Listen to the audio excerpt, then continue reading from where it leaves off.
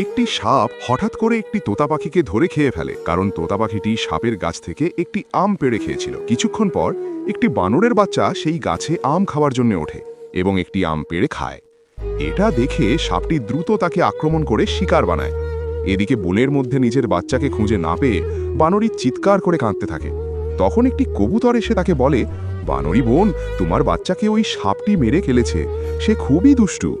আমি একসময় শুকনো জমিতে একটি আম গাছ লাগিয়েছিলাম, নিয়মিত পানি দিয়েছি, যত্ন নিয়েছি। বহু বছর পর গাছে অনেক সুন্দর আম ধরল। আমি আমার বাচ্চাদের নিয়ে খুব খুশি ছিলাম, ভাবছিলাম সবাই মিলে মিষ্টি আম খাবো।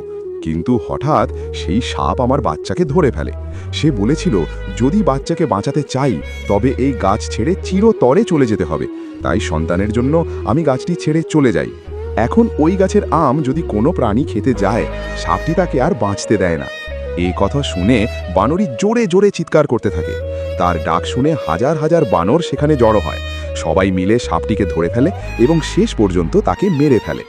এরপর বনের সব প্রাণী মিলেমিশে শান্তিতে সেই আম গাছের আম খেতে থাকে। আর তোতা পাখি কাঁদতে থাকে, কারণ তোমরা লাইক আর কমেন্ট করোনি।